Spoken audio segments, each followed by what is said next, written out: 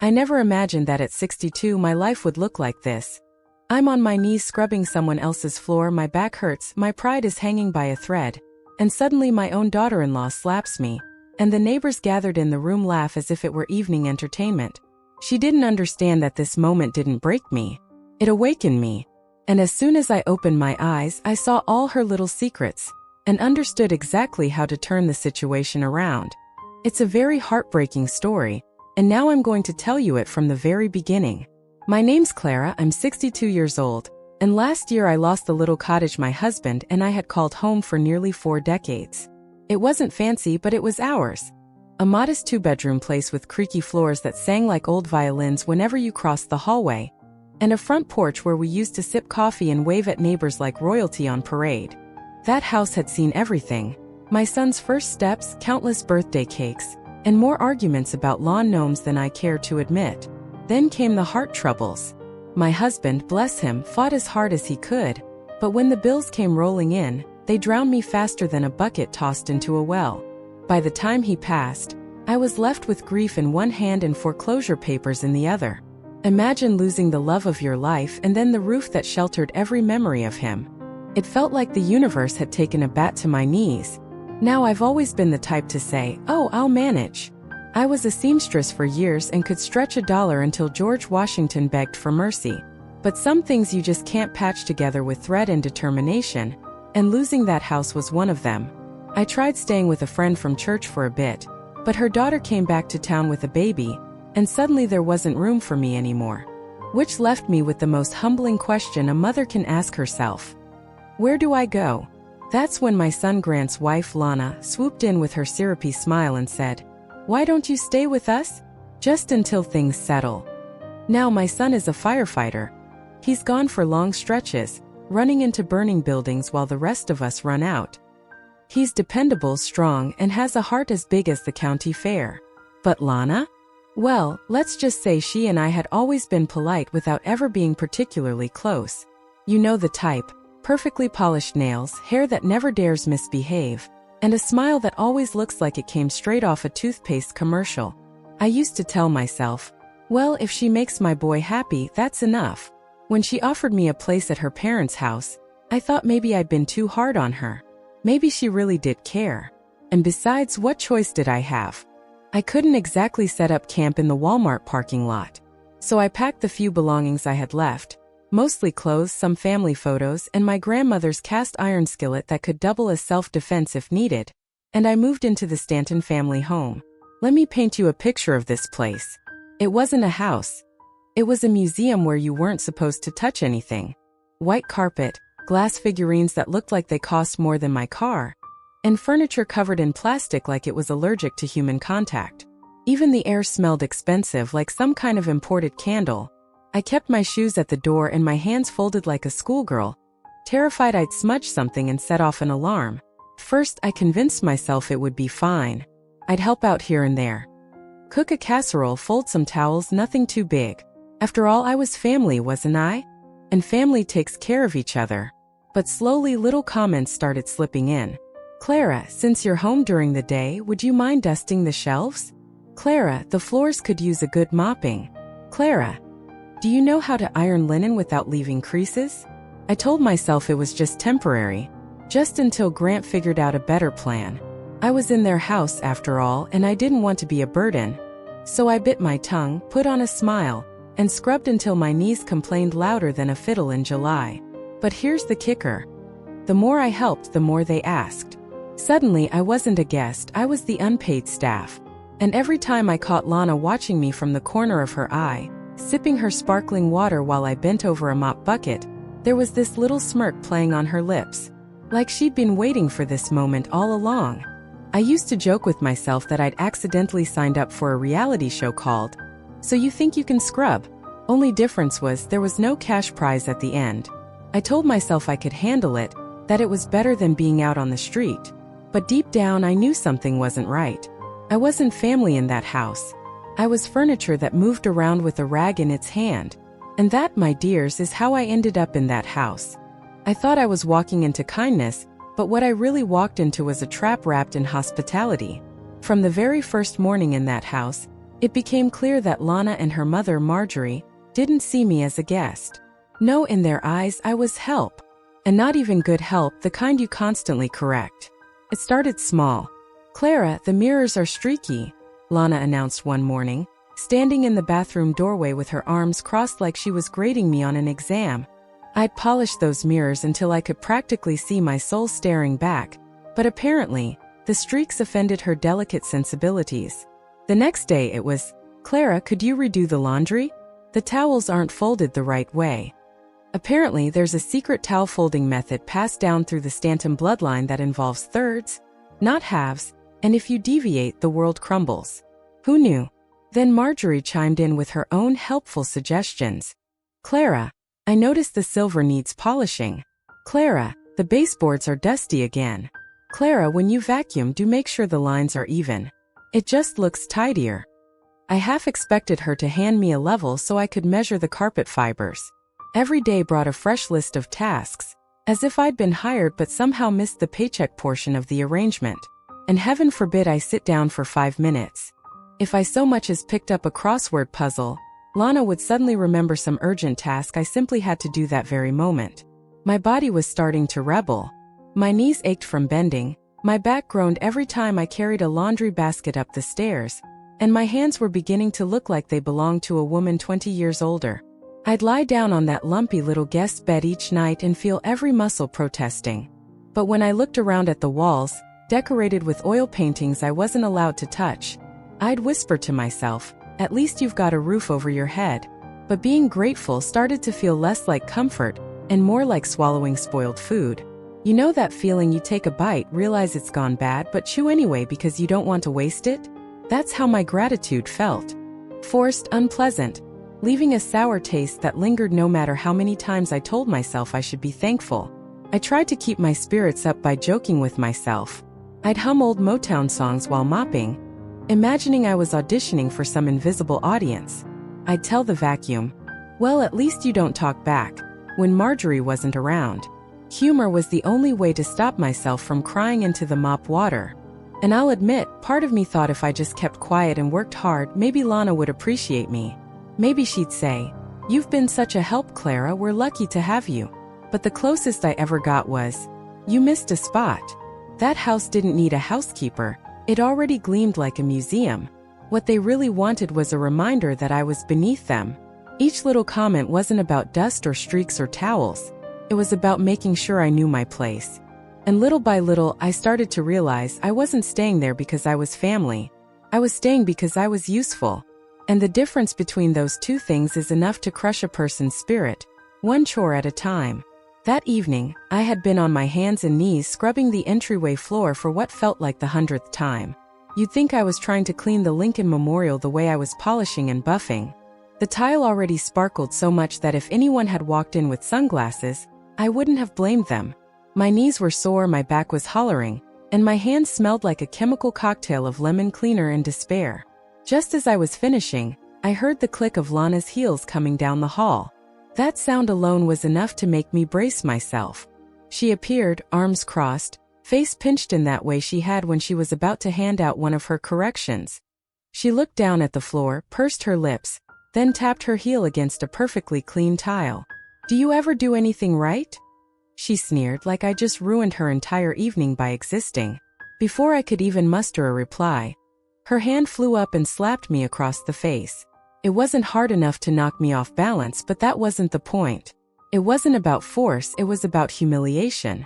The sharp sting spread across my cheek, but what hit harder than her hand was the sound that came next. Laughter. From the living room, Marjorie and her wine-sipping neighbors let out giggles, the kind you hear when someone tells a mildly funny joke at a bridge club. To them, I wasn't a person who had just been slapped. I was a performance, the evening's entertainment. One woman even covered her mouth like she knew she shouldn't laugh, but couldn't help herself. I froze there on the floor, rag still in my hand, heat flooding my cheeks, not just from the slap, but from the shame of being laughed at. Do you know what it feels like to suddenly realize that everyone in the room sees you as less than human? Like you're not Clara, 62-year-old widow, mother, seamstress, survivor. No. In that moment I was just the help, who couldn't even do that job right. Now I've been through plenty in my life. I raised a boy into a man all on my own, worked 2 jobs at once to make sure there was food on the table, and made peace with 1,000 small disappointments. But this was different. This was someone half my age, who'd never known a hard day in her life, putting her hand on me and then smirking as a room full of people laughed about it. Something inside me shifted. It wasn't rage. I've never been one to throw fits. It wasn't even sadness. No, what I felt was something colder, sharper. A little voice inside me that said, "They think this is who you are now. They think this is all you're worth. Are you really going to let them be right?" I pressed my palm against my burning cheek and stayed silent. Not because I agreed. Not because I was broken. But because, in that quiet moment, I understood something. They'd underestimated me. They thought I was beaten down enough to take it forever. They thought the slap was the end of the story. But oh, it wasn't. That was the exact second something inside me snapped. Not the kind of snap that makes you crumble, but the kind that makes you straighten your spine and decide you're not going to be anyone's punchline ever again. Just as the sting of Lana's hand was settling into my cheek, I heard the front door creak open. Heavy footsteps crossed the porch, and in walked my son, Grant. He was still in his firefighter uniform, his duffel bag slung over his shoulder, looking tired and smoky from a long shift. You know that look firefighters get. Soot on their collar, exhaustion in their eyes, but a kind of steady strength that never wavers? That was him, my boy. He froze the instant he saw the scene. There I was, crouched on the floor with a rag in one hand, my other hand pressed against my cheek. Lana stood above me like she was queen of the manor, chin lifted, arms crossed. Behind her, Marjorie and her friends lingered in the living room doorway, wine glasses clutched like they were at the theater, waiting for Act 2. Grant's voice came out low but full of thunder. "What is going on here?" Now I've heard my son angry before. As a child, he'd stomp his little feet when I told him no candy before dinner. As a teenager, he'd slam his bedroom door when I refused to let him take the car past curfew. But this voice, this wasn't just anger. It was something deeper, heavier, like the kind of command that could cut through flames. Before I could even get to my feet, Lana rushed toward him. She was suddenly all tears and trembling hands, clutching at his arm like she'd been waiting for her cue. "Grant, thank goodness you're home. She's impossible." Her voice cracked, though I noticed not a single tear fell. "She won't listen to me. She argues about everything I ask her to do. I've tried, I really have, but I just don't know how much more I can take." Grant didn't say a word to her. His eyes were locked on me. He saw my flushed cheek, the rag limp in my hand, and the way I couldn't quite bring myself to meet his gaze. He knew. I could see it in the way his jaw tightened, the way his nostrils flared just slightly. He knew. I tried to open my mouth to say something that might calm him down, but nothing came out. My tongue felt heavy, like it didn't trust me to choose the right words. My boy had just walked into the ugliest moment of my life, and I didn't know whether to feel ashamed or relieved. Behind Lana, one of the neighbors let out a nervous laugh. The kind people make when they're uncomfortable but don't want to admit it. That laugh might as well have been gasoline on a fire. Grant turned his head, his eyes narrowing at the little audience in the living room. The chuckles stopped immediately. Funny how quick people sober up when a man in firefighter gear glares at them. Lana kept at it, her words tumbling out faster now, like she thought she could bury the truth under a pile of excuses. She won't do things properly, Grant. I ask her to do simple tasks and she makes it so difficult. I was only trying to help her feel useful, to give her something to do while she's here. You have no idea how stressful it's been for me." But Grant still didn't look at her. His eyes stayed on me, softening just slightly as if to ask, "Did this really happen? Did she hurt you?" And in that moment, without saying a word, I knew he saw everything. He saw the mark on my face, the rag on the floor, the smirk that had been on Lana's lips before he walked in. He didn't need my words. He already knew the truth. Grant didn't raise his voice at first.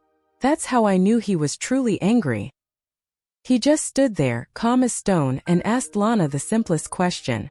"Did you hit my mother?" Lana's eyes darted everywhere but his face. "It wasn't like that," she stammered. She was being so difficult. I tried to reason with her, but she just wouldn't listen. I barely touched her. Grant tilted his head, studying her like he was watching smoke rise and trying to decide if the building was about to collapse. Barely touched her? He repeated, his voice quieter now. There's a handprint on her face, Lana. I can see it. That was when the room went still. Even Marjorie's friends in the living room, who had been sipping their wine like it was a spectator sport, shifted uncomfortably. No one laughed anymore. But Grant wasn't done. He turned his gaze back to Lana, sharp enough to cut glass. What's really been going on here? And just like that, the pretty little fabric of lies she'd sewn together started to unravel. At first she tried to hem it back together, muttering about misunderstandings, about me being confused. But the more Grant pressed, the more threads came loose. The truth finally tumbled out in one long, frantic confession. I hadn't just lost my house recently. It had been months. Months of trying to figure out what to do with myself. Months of staying in my car, parked in quiet corners of town where no one would notice, clutching a blanket against the cold and praying nobody would come tapping on the window asking questions. I had called Lana. Not once. Not twice. Over and over again. Desperate, embarrassed, my pride swallowed whole, I begged her to tell Grant. I begged her to pass along messages, to let him know I needed him. And what did she do? She lied. She told him I was fine. That I was staying with a kind church friend. That I was making do and didn't want to be disturbed. She intercepted every cry for help and tucked it neatly away, as if my life were some inconvenient chore she didn't want cluttering her perfect little schedule. I stood there, my rag still clutched in one hand, as Grant's face drained of color. He looked at Lana like he didn't recognize her anymore. You let my mother live in her car, he said slowly, each word dropping like a stone into deep water. You lied to me. For months. Lana shook her head, her words tumbling out too fast. No, you don't understand. She didn't want you to worry. She asked me not to bother you while you were working. I thought I was protecting you. I thought. Protecting me? Grant cut her off, his voice cracking like dry timber. You don't protect me by hiding my mother's suffering. You don't protect me by lying straight to my face. Marjorie, never one to stay quiet when her daughter was cornered, tried to step in. Now Grant, really, your mother exaggerated. We gave her a roof, didn't we? She should be grateful. But the words hung in the air like smoke after a fire. Because the truth was plain now, plain as the handprint still glowing on my cheek. No matter how much Lana twisted, no matter how Marjorie tried to patch it over, the betrayal had already burst into the open, raw and undeniable. And Grant knew. He knew everything. Grant didn't waste a second once the truth was out. His face was pale, his jaw tight, but his movements were steady. He turned, walked straight down the hall to the tiny guest room where I'd been staying, grabbed my old suitcase from the corner, and brought it back to me. Mom, he said firmly, we're leaving. Right now. I looked at that scuffed little suitcase, the one holding the last scraps of my old life, some clothes, family photographs, and a cast iron skillet that had survived 3 generations, and for a moment I thought maybe that was the end of it. Pack up, walk away, never look back. But as much as I wanted to leave that house and never set foot on those polished floors again, something in me paused. Because leaving quietly meant Lana and Marjorie would still be standing there smug, sipping their wine, convinced they'd gotten away with everything except a scolding. And oh, they hadn't. You see, Lana had a habit. She liked to leave little receipts lying around. Shopping bags tucked behind the couch, bank statements folded and abandoned on the counter. She thought no one noticed, least of all me. She assumed I was too old, too tired, too distracted by dusting her figurines to understand what I was looking at. But I noticed. Oh, did I notice?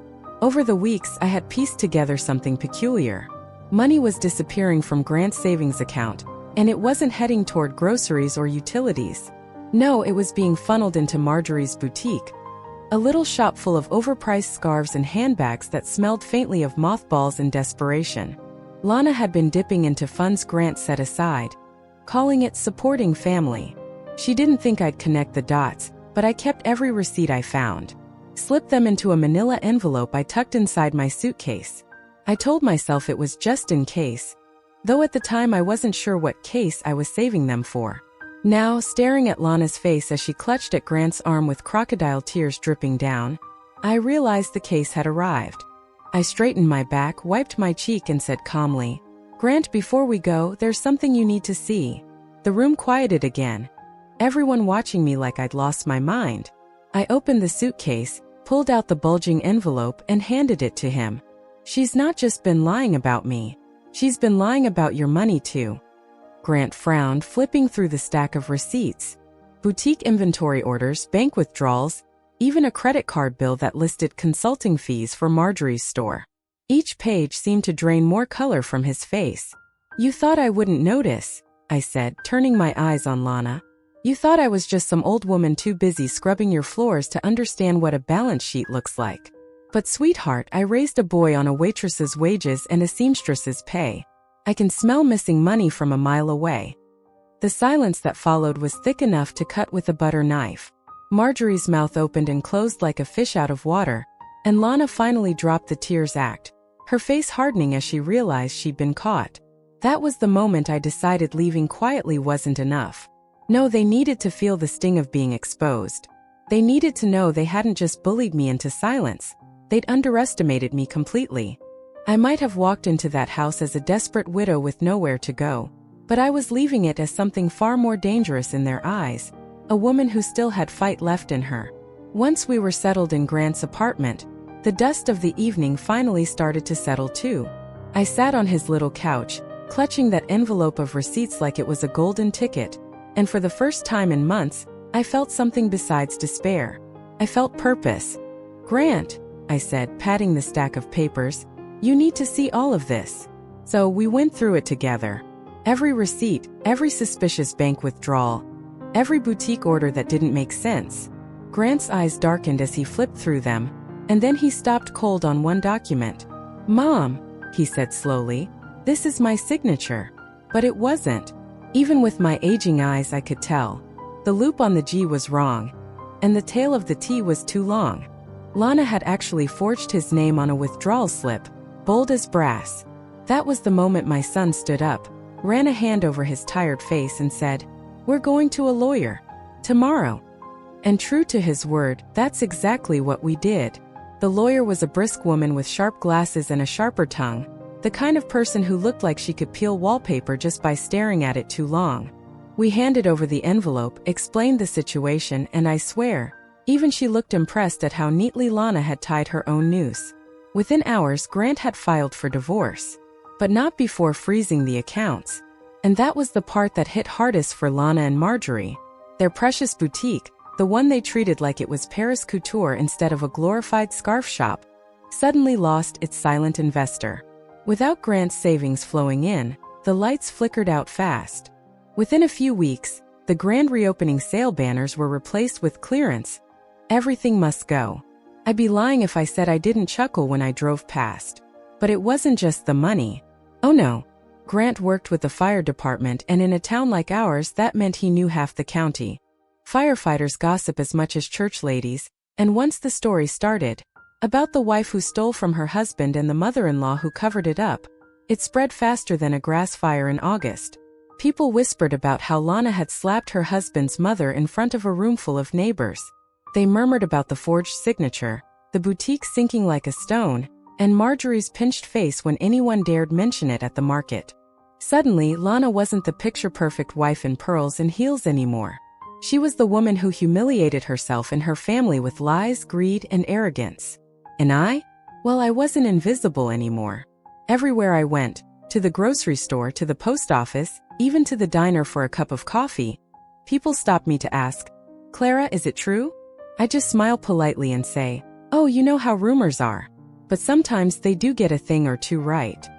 Revenge, I realize, doesn't always come in grand gestures.